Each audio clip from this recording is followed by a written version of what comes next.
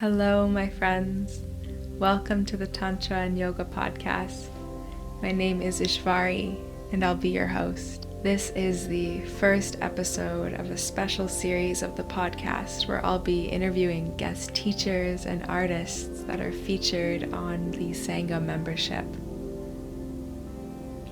This is a rich opportunity to hear from spiritual teachers and practitioners from diverse backgrounds, and to learn about Tantra and Yoga from many different voices. In this episode, I interview the electric Laura Carrotti, who is our featured guest teacher in March. Laura is maybe one of the most passionate people I have ever had the privilege of speaking to. She describes herself as a seeker of meaning, and she has spent the last 20 years studying with masters and fools all throughout India, Thailand, and South America. The core of Laura's teaching and her mission is to bring people back to their totality, to help them reevaluate the relationship they have with their sexuality. Her work involves self-inquiry, dynamic forms of meditation, breath, yoga, and good old honesty. Her specialty is unraveling the war we are all in with ourselves. In this podcast, we talk about Laura's own wild spiritual journey and what she has come to learn about the body, trauma, and spiritual practice. We also talk about this incredible mini course that Laura has put together called Tantra Soma, which will be featured on the Sangha membership. At the end of this conversation, Laura guides us in a beautiful grounding orientation practice, which I could not recommend more. Enjoy. Hi, Laura. Hi, thanks for having me. I'm really happy to be here today. I'm so glad to have you here. And Yay. yeah, how are you doing? What's happening in your life? I'm good. I'm in the middle of a bit of a crazy training, so I'm with a lot of gears turning, like when you're kind of learning a bunch of new things and it's like in the digestion period of like assimilating into an actual felt experience from intellectual information. It's like, so I'm in digestion, but it's great. And yeah, really happy to be here, really happy for this moment in my reality. Yeah, we're really glad to have you here too, and that you made time for us in what sounds like a very intense week. So very happy to have you here. Yay. So Laura, I want to start our conversation, our journey together today by asking you, what is Tantra to you? And this is kind of an impossible question to answer. It's maybe the biggest question that I could begin with, but I think it kind of gives us a doorway into your relationship to this expansive, mystical reality, and also kind of how you view it and how you teach it and how you move through it. So if you could try to answer this impossible question. I will try to answer that impossible question. Listen, first thing is like I frame myself as not a scholar, but a practitioner, and so what this, sort of realm is to me is a practice, is an ongoing practice, right? So it's not something that I have landed in. And the essence, if I were to be able to boil it down to something kind of that we could grasp, I would almost say that it's a kind of yes to life. It is the practice of being oriented toward spirit, oriented toward truth, and in the same time actively participating in life and everything that life brings. Because a lot of other fields that I've studied in have been much more about reductive practice, like taking yourself out of the hurricane, taking yourself out of relating, taking yourself out of eating, taking yourself out of, like being engaged with the body and being engaged with the world, and in a way Tantra is this field of nothing is outside of the divine, nothing is outside of being sacred, and there is nothing that is not a portal in. And so to move through the world in relationship with life. And one of the fascinating things to me always, eternally, is like this Western eye on how Tantra is sex yoga or something, this really reductive kind of, and it's like, somehow it also makes sense. Like it infuriates and also makes sense, because somehow this in breath, out breath that life is by definition sexual, right? Because how do you get a body? There's only one way. How to, if you would like to incarnate here, there's one portal and one portal alone. And this ability to engage with life in all of its duality, all of its discomfort, and all of its disruptiveness is, to me, a big piece of what Tantra is. And I feel like it's this kind of, it's so vast. Tantra is, to me, also like an understanding of how the universe exists, right? And like, I think it would be a rare being that would be like, hi, I'm an expert in how the universe exists, right? So what we tend to do, all of us that are practitioners of Tantra, is like take a thread, the thread that is the closest to me, the thread that is the one that makes the most sense to me, the thread that is alive and vibrating in resonance with my particular experience. And so this that I'm offering as a kind of definition of Tantra is just the piece of this almost insurmountable kind of tapestry that I have access to, my thread. And my thread is this yes to life, like finding a way to be connected to the depth of my connection with spirit, with divine, with the self, and to like go to a baseball game, to go and to be in it, in life. I don't know if that made any sense, but that's That was incredibly powerful. And I love this idea of Tantra being a yes to life. That really lights something on fire in me. I love that. And you spoke a little bit about practices that maybe, or paths that you were on before that felt a bit reductive, or things that, Tantra is so welcoming and maybe other paths are not as welcoming to life. If you could speak a little bit about how you came to find Tantra and what that journey was like for you. Well, so I would say that the main impetus of my discovery and of my journey and all of it has really been desperation. I wish I could give it a prettier word, but that really has been it.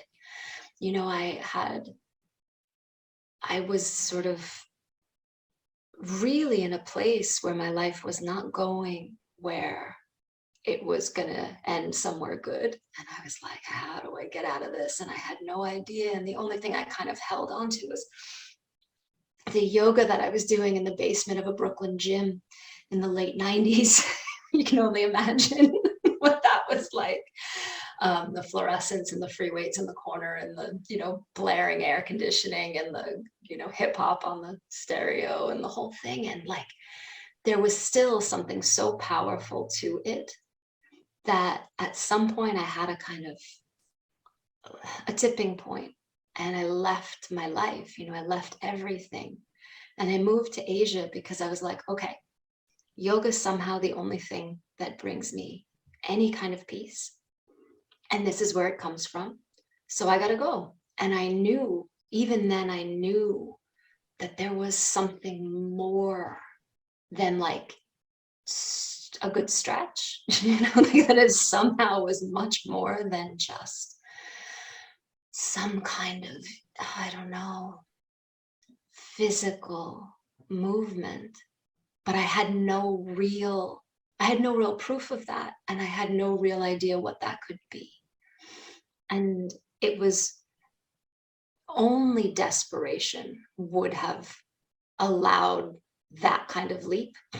Like nothing, like if anything in my life at that point had been working, it couldn't have been possible. But it was like, you know what, it's this or die. Okay, so like let's move to Asia. Like, why not? And it really was also for me a desperation to kind of figure out like why are we here? Like, what is this experience? Why is there so much suffering? Why am I the way that I am? Why are other people like, what is this? What is this? And so in the first kind of, and so when you leave your rent controlled apartment and you kind of like just leave your life and your friends and your family and everything, it's like it becomes a bit more high stakes, right? So I tried everything. I literally, I don't think there was anything that I could try that I didn't try. And a lot of, for example, something like just traditional Vipassana kind of sit and just do it, just sit, and you're not the body, and you're not the thoughts, and you're not this, and you're not that. And it's like, well, but I really do feel like I am my knee right now. I'm pretty convinced that I am my knee. And when I landed in Tantra, there was some kind of yes in me, that it felt like I had the possibility to fit through the door with all of my stuff, with all of myself.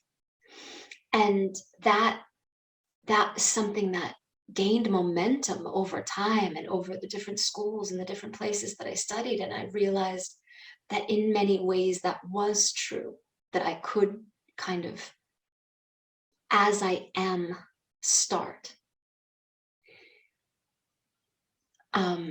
And then, and then there was a lot of trial and error, a lot of floundering in places that didn't serve, and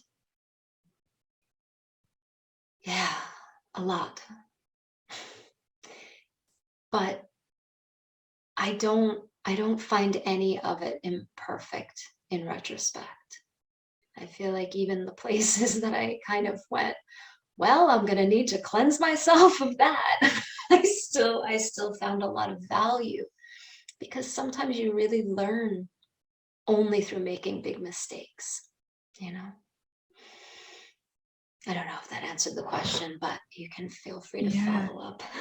Yeah, totally.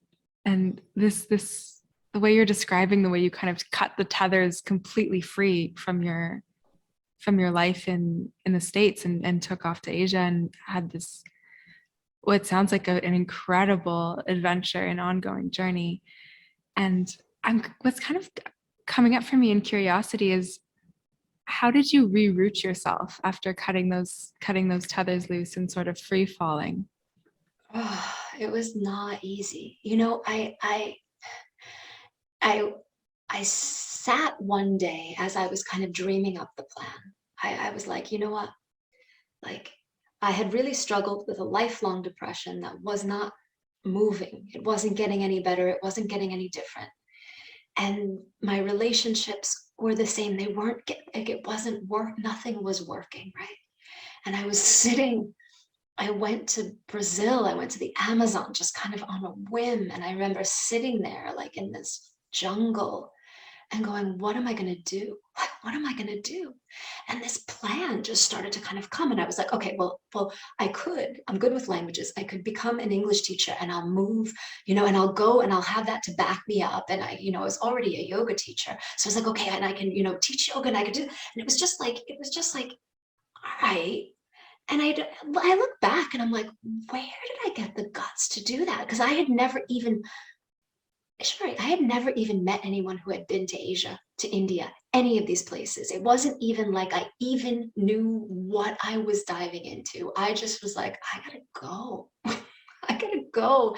And there's no negotiation around it. So how am I going to make it work? And I think this is the the beauty of desperation is it allows for a total, because it's like, if nothing is working, then you have to do something drastic, and I have no idea how it worked, but it really did. I mean, I stayed 18 years, so I found a way. But yeah, I think it was really, I try not to get too woo-woo about things, right? But it was a deep desire from my soul, like that it was like, there is nothing else that's gonna make me happy.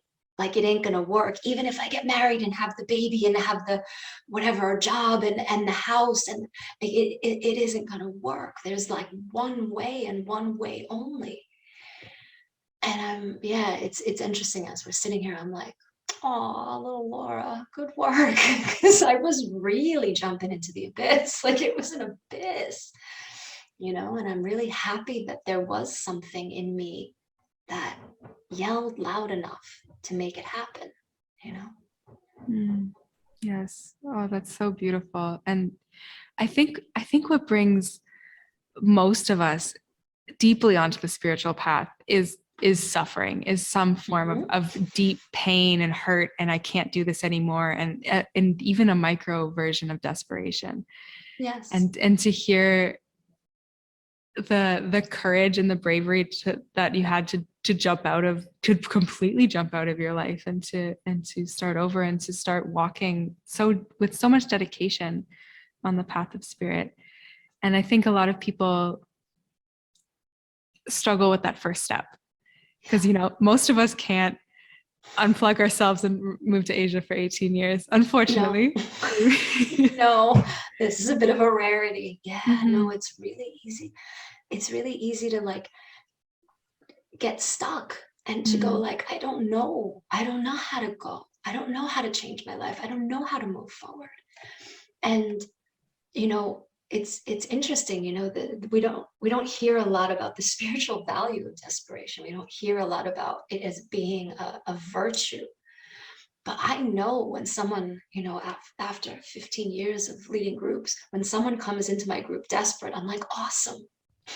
Awesome. They're ready to let go of something, and I think it's a powerful reframe, to just look at like, I can't do it anymore, as like, wow, I'm ready to let something go. I'm really ready. Yeah. The spiritual virtue of desperation. I love that. And I think that's this kind of to bring it back to this course that you're offering too. This is exactly the kind of the gap that you're addressing between the where we are and the suffering and the not knowing and maybe even the desperation and these spiritual practices. And I was spending some time looking at your course today, and there was so much language about a bridge, a door, an entryway. And I think that's exactly what you've created. Yes. And I believe, again and again, I came in my life, and it is just because I am a little bit of a destructive bunny, but like, there have been so many times, even after that I've had to go, okay, this isn't working. I need to go. I need to leave. I need to change everything again. And it got easier because I had learned that I could do it, but it got harder because often I was leaving something of value this time. I was then going, this is great, and it's not enough. This is, and so what again and again and again made me shift direction, made me seek out another path, made me change teachers, made me change continents, was an inability to fully practice where I was without a little bit of fake it till you make it, which I don't believe is a valid scheme. Like, I do not think that works, right? And so I went like just amassing these different possibilities in order to bridge a gap for myself, where I could meet the practice without having to imagine myself as something more better, more refined, less messed up, like just this as it is. And so I always operate under the assumption that I am not fully alone in the world, that whatever it is that I'm experiencing, others are experiencing too, right? And so something that always gave me fuel was like, well, if it's incomplete for me, it's probably not just incomplete for me. If the gap is too far for me, it's probably not just too far for me. And so that was like an impetus. It was an impulse that I followed again and again to try to get a way to like get this step stool that I needed in order to really fully do these amazing practices, right? Because Tantra is chock-a-block with like just gorgeous, elaborate, wondrous practice that like me in my traumatized kind of moment couldn't always meet, or could, and then there'd be a great old crash. It's like I'd get the meditation and I'd have the expansion, and then I'd have no way to integrate that. I'd just like fall off a cliff, and it would be like and so again and again in my life, this clarity has come that like we need to make this wondrous, powerful, mysterious, amazing realm accessible, like just like we would for someone who's differently abled, and we need to put a wheelchair ramp in, and we need to put braille there, or we need to do whatever, because the practice wasn't necessarily designed with our world structure in mind, right? These practices are powerful, are amazing, are tremendous, and were designed for people who essentially were meditating from the age of 5, which was not my case.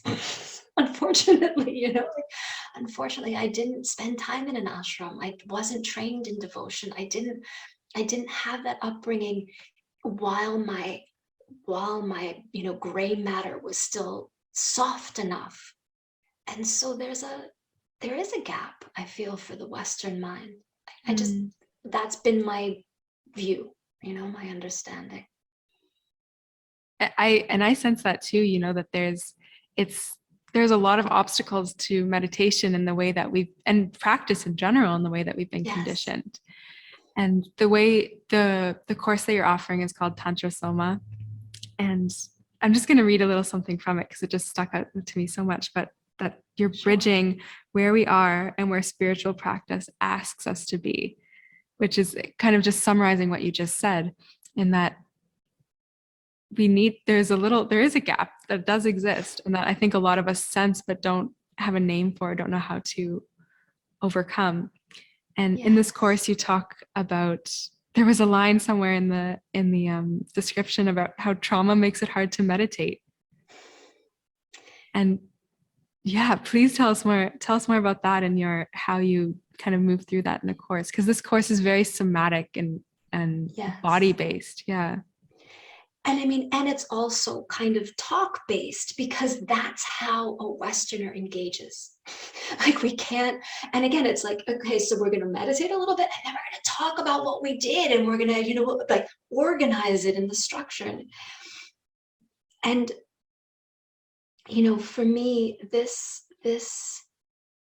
offering is here because, say maybe, I don't even know how many years it's been, but when I started to really work somatically, I started to be able to track and to trace and to map all these weird things in my body that would arise when I would meditate.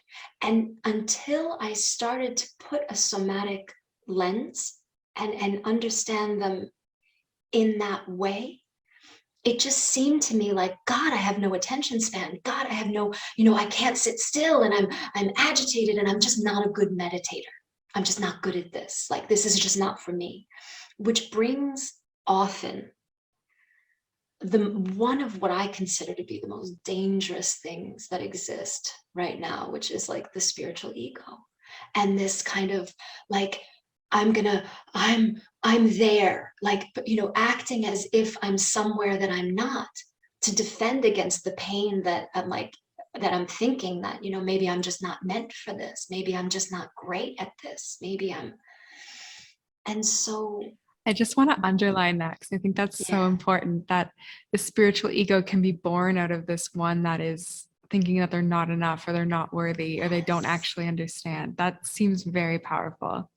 Yes. Mhm.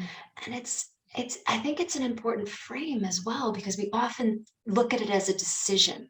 Like, someone's bad, they have a spiritual ego, they've decided that they're going to be superior and they're going to, wear white and walk with their hands, folded the whole time. And like, the whole thing. And it's like, it's often not coming from a decision that's conscious.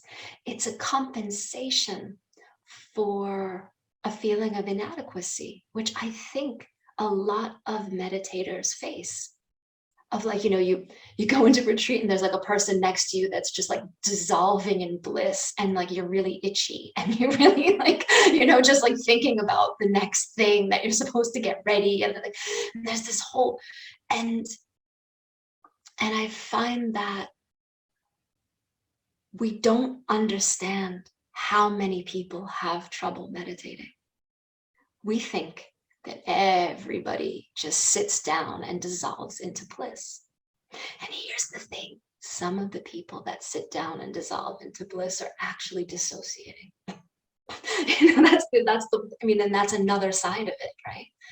So when we have trauma that is stored in the body, if we do not have a feeling of safety that we can kind of rest in, these different forces, and I speak about this in the course, the way that they kind of unfold, but these different forces go into a defense, essentially, and they try to go, hey, wake up, look, right?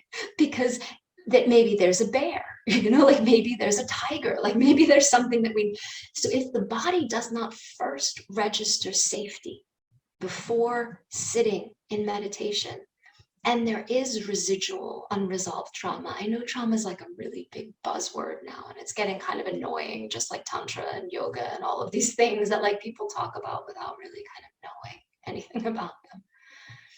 But when we have imprints in the body that make it difficult for us to really feel safe and to really relax, they come up when we sit still.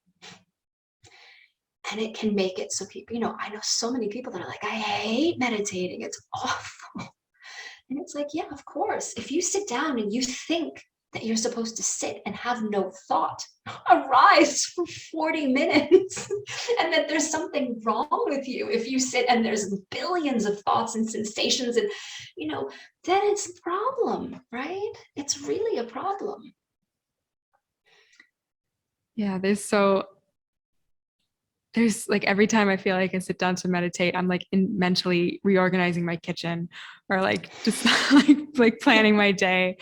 There's rarely, like few and far between meditations that are truly peaceful and grounded. And that itself, I just think of as grace. But Yes. I'd love if you could share a little bit more about how you are defining Tantra, or it's not Tantra, trauma in your Trauma. course. Yeah. So I've been studying something called somatic experiencing, and somatic experiencing is a trauma-based therapy, really. And the basic principle is, I want to try to make this concise. So the basic principle is that animals don't get PTSD. Animals face traumatic events that we can't even imagine, like the deer that gets caught in the jaws of the predator, and like, and that they are in a state of kind of fighting for their lives much more than we are. But that animals have an awareness of how to release the charge of a traumatic event in their bodies. right? And that trauma occurs, what we're calling trauma, which we could actually call the residue of a traumatic event, occurs when we do not have the capacity to release the charge of a traumatic event, nor do we have a place where we can then regain the feeling of safety. And so when I cannot discharge, I'm sure all of us have had been chased by a dog, or had somebody pop out in the night and scare the heck out of us. It's it does so much physiologically. The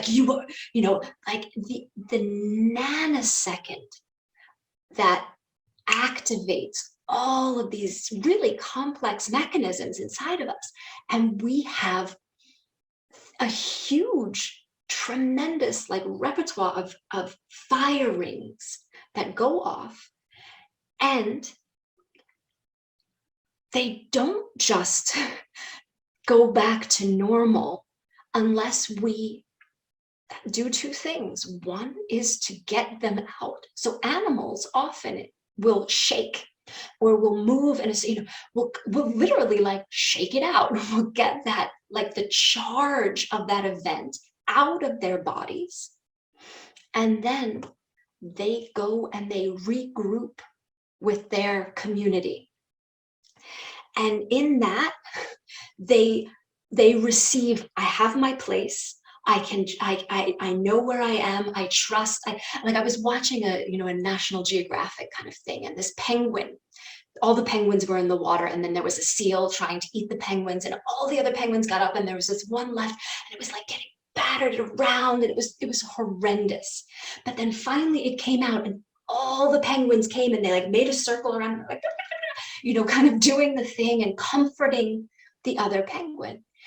And when we have a very strong charge come, when we don't have the capacity to release it through the body, we don't have the wisdom anymore, we don't have the connection anymore to what my body needs to do with that, and we don't have the support of a community, that residue stays in the body. And when I say trauma, that's all I'm talking about. So it literally could have been that your brother, was hiding behind a curtain and scared the heck out of you when you were 3, and then said, "Don't tell mom," when you started to cry, and you went, and you stopped crying, and you just stayed with the charge of that in your body. I mean, that doesn't sound like a traumatic event, but when we feel that we don't have the ability to repair, it gets locked.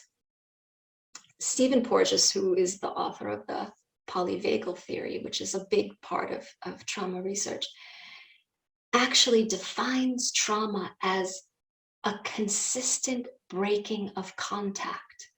He doesn't even include a traumatic event. So just feeling that you don't have anyone to count on again and again can result as a traumatic charge inside the body. So it's I mean, who doesn't have any of that? Yeah. That by that definition, we're all traumatized. Yeah. And this idea, how much we need community and connection. It's wild. We have no idea how much. We have no idea how much our well-being, our day-to-day, well-being has to do with the ability to regroup with others. And up until very recently, we would have all had that. We would have all consistently had that. And certainly, just to bring it back, if we would have been tantric practitioners, we would have grown up in a very close-knit family, in a very close-knit community where we absolutely knew our place, we knew our role, and we had support. And this is not the case for the Westerner who feels like the cowboy who needs to do everything themselves. And if you ever need anybody for anything, you're weak, right? So yeah, I do, again, trauma is a real buzzword, and we have to be very careful around using it. using it not as a weapon, and using it not as a like, I'm so special, I have trauma. And to recognize we all have trauma. Like, we're all really kind of dealing with a very wacky point in history where we have been deceived and told that we don't need anyone and no one should need us, and this is, it's just false. Biologically speaking, it's like, it's just wrong. It's just incorrect, right? So yeah. So the wisdom to release the charge and connection is what we need to move through this. And Yes. I'm sensing, like, I was looking at your course today, and I noticed that there's a chapter called The Importance of Feeling Safe, and bringing Yes. that sense of safety into meditation. And I wonder if you could walk us through a little bit of how you cultivate this sense of safety. There's a very simple technique that I learned in SE, which is like, it's so simple. Sorry. SE is somatic Somatic experiencing. experiencing. Yes, Okay, sorry. cool. Thank you for Mhm. asking.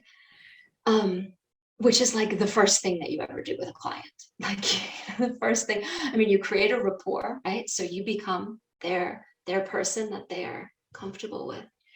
And then you help them to orient. So orientation, just the simple fact of like taking the time to look around my environment, to check in with myself, and to notice how I am. It sounds absurd, doesn't it? It sounds absurd, but we try to go from like, I don't know, a stressful day at work and like doing and or like playing with things, and we want to sit down and we expect to be done. Then we flip a switch, and in orientation, we would sit down and we would start to allow the body to unwind a little bit and check in with the sensation and be like, wow, and obviously, if this is a practice that you start to learn to do, and that is a big part of what the course is an offering of like, hey, these are things that are super simple, they're super easy. Take 3 minutes before your meditation to do this so that you have already arrived. And when we start to habitually check in with the system, habitually check in with the sensation, with what's often called the felt sense, which is this incredible field that exists inside of my consciousness, right? So it's in my body, in my field of awareness, and it's made up of sensation, temperature, emotion, feeling, thought. It's the kind of field that, if I wanted to tell you about my felt sense, it would take me 3 hours and it would be ever changing, right? But even that small act of stopping and checking in with myself, like, how am I going into this meditation? Because often we just dive in and then we go, I just can't meditate today. And sometimes if we just check and we go, wow, I'm so agitated. I have that thing like that's just creating a loop in my head and I can't let it go. And I'm, thinking about what I should have said in that argument, or I'm thinking about what I could have done differently, or I'm thinking about, and it's like, that is vibrating in me. And the hope, the idea in connecting somatic practices with spiritual practice is that you would start to give a release valve, right? So it's like, we wouldn't go into every meditation like absolutely maximum activation, like that. We would learn to, like, a couple times a day, do a little check-in and go, whoa, agitated, whoa, wow, I've got heaviness in my chest, and I've got like a tightness in my stomach, and I'm really like, wow, as soon as I sit down, I can feel the tears want to come up. This kind of very, very simple check-in can help us to differentiate between what is the meditation's fault and what is just meeting the moment. And the more that I am capable of meeting my moment, the more I am capable of meditating, and the more I am capable of navigating my life with presence. Because yeah, I feel like there's a question. Ishvari, did you want to say something? I have so many questions coming. So this is beyond just practices to make you a better meditator. These are practices to make you a more grounded and whole being. Yes. Yes. And so someone moving through this course, what can they expect to get out of it? Or maybe get out of it's not the right framework, but what will they be equipped with at the end? So the idea is that we will really run through this orientation. And it's like, I already taught you. Like, it seems like, well, yeah, but the practice of it, as we know, the whole idea of being a practitioner is the understanding that it doesn't come in an instant. The understanding that everything of value, whether it's playing the guitar, whether it's learning Portuguese, whether it's learning to meditate, it's like it takes repeated effort. And so the idea is to really get you acquainted with a set of techniques that can help as a kind of escape valve. It's just to let the pressure off and to start to, we discuss and we kind of work with starting to understand how the consciousness, what we're calling presence and energy, interact, and how one can knock the other out, right? And how to kind of get them in balance, how to allow them to communicate, so that when I have a big charge, when a lot of energy is moving, my consciousness is capable of holding that.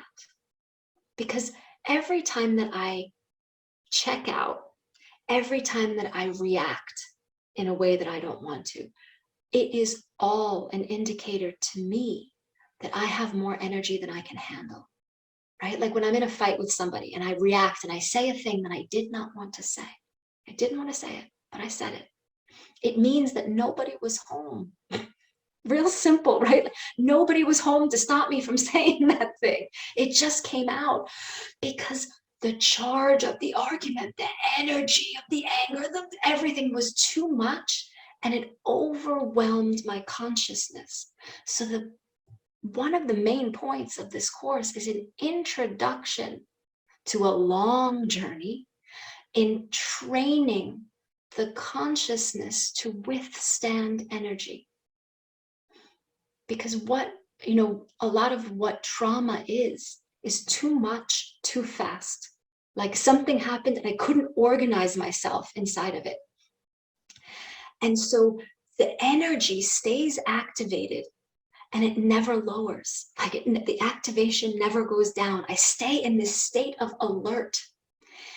And so when I start to implement in my life these little escape valves, these little pressure release valves, I can start to lower the charge so that I can receive more charge, right? Because if my cup is already full, one little drop, mom says the thing and I'm gone, like out. I've gone and I've exploded and I've, whatever. So the main kind of point behind it is to really it's an orientation, right? Because I can't in 8 lessons kind of give you the A to Z of healing trauma, unfortunately. But it's the outline, like the very clear outline of how it works. How do we go about it? And I give in every lesson, we do a meditation for 10 minutes in the beginning to just start to practice into this, start to understand that unpleasant sensation is okay. It's okay. And it's doing the opposite of what our phones do, which are just distract, distract, distract, distract, distract, distract. It's like, pay attention, pay attention, pay attention, pay attention. And when we pay attention, we gain resilience. We start to understand that, like, actually it's uncomfortable, and it's okay. And I can be here in this. And when we just are on the phone, we do the opposite. It's like, oh my God, I can't feel that. I gotta just distract, distract, distract. And then we walk around with this low voltage anxiety all the time, a low voltage charge all the time that's like ready to overflow. And so the Course has a bunch of guided meditations and a bunch of orientation, so that we can understand how these things fit, like how to use them. And the hope is that it will open a path, right? That can really bring greater capacity to hold presence and to withstand high voltage of energy. And that takes time. That isn't an overnight thing. But oh my God, the difference between having your cup running over always and having the capacity to hold more, so you can watch, so you can choose how you respond rather than just react. Increasing our capacity to hold everything, and Yes. in that expanded capacity, giving us more room to make choices.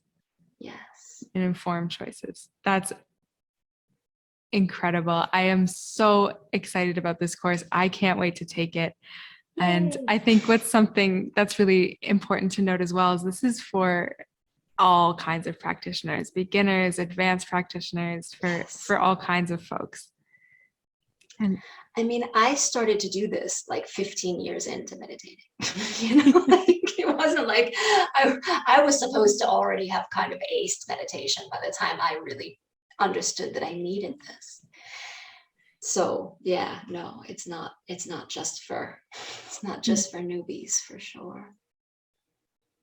I wonder, Laura, just to round out our time together, if you could guide us in a short practice or meditation, or maybe this orientation practice, or whatever feels like you'd like to share. I'd love to, but you need to give me a little time frame, because as we know, I am expansive. How does 5 minutes feel? 5 minutes feels hopefully possible. So let's try. So we got a lot of information, a lot of content, and probably that content is vibrating inside of your container right now.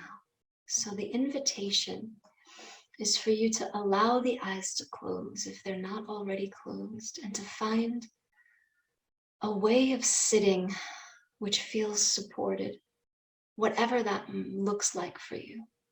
So whether it be feet on the ground, whether it be legs crossed, let's just take a moment to arrive in your body.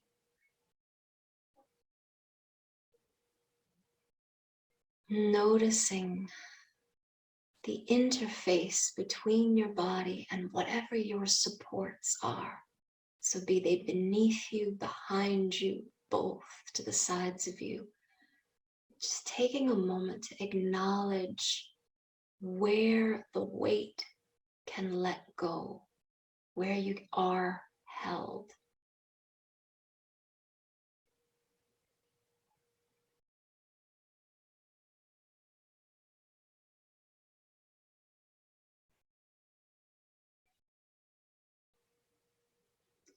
And from this place of feeling the support beneath, behind,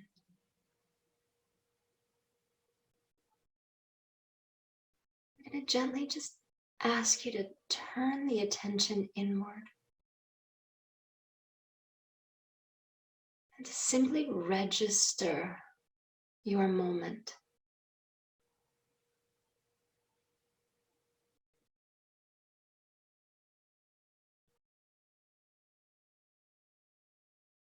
with curiosity toward temperature, sensation, vibration, pulsation, movement,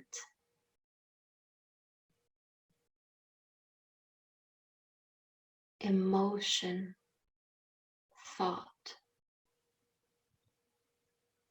There might be speed. There might be a direction.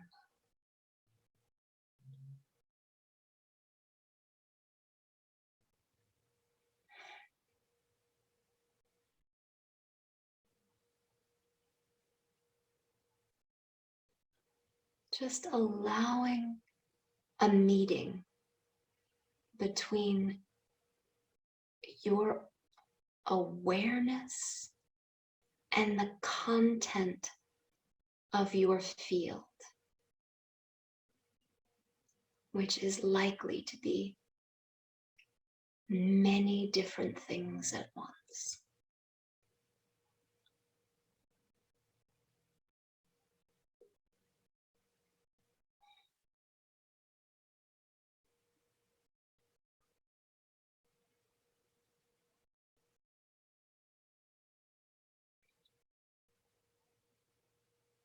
Allowing yourself to meet your moment.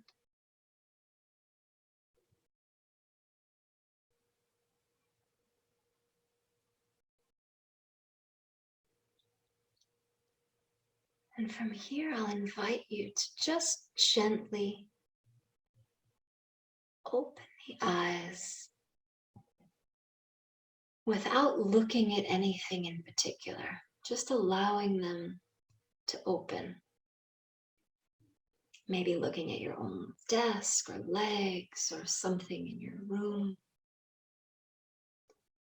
And notice if it's possible to stay connected with the sensation, the vibration, the pulsation, the emotion inside of you, and to have eyes open at the same time.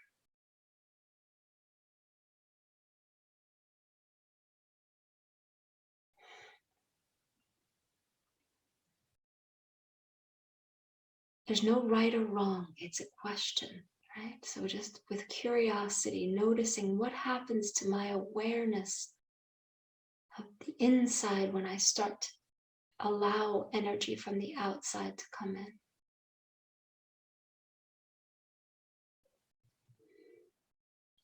And from here, I'm going to invite you to simply, I know you're probably in your living room or your bedroom or somewhere that's very familiar.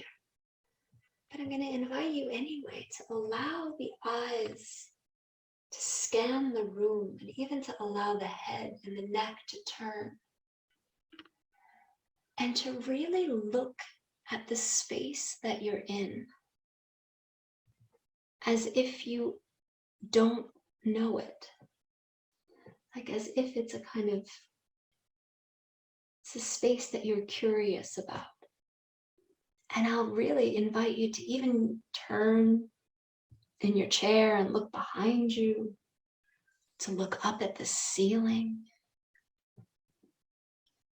to look under your chair if that's possible.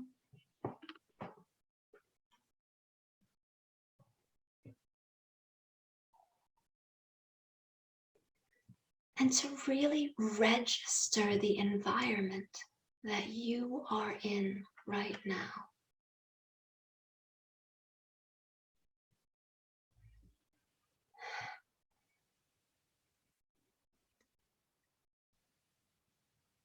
And then as you're ready, come back to center and revisit the support.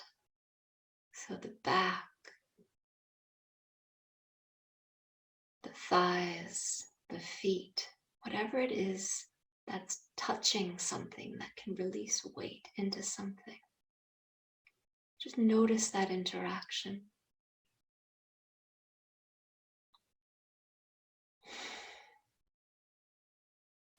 And this just one last little check-in.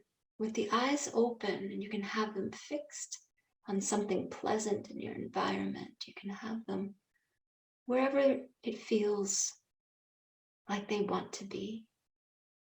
And we'll do one last little check-in with the inside, just noticing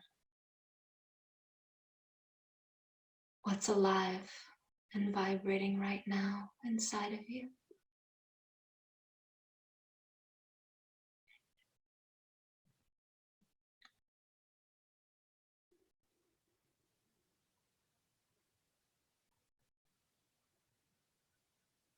And then with this awareness that there is a whole world vibrating inside of me, I'm gonna continue whatever it is I was doing, right? So this is it's just a little check-in, right? And what I start to do with a meditation like this is to create a communication between my conscious awareness and my sensation, which will benefit me greatly throughout my day and in my meditation. Thank you so much, Laura. That was such a wonderful way to end our time together. I feel very grounded and centered and alive.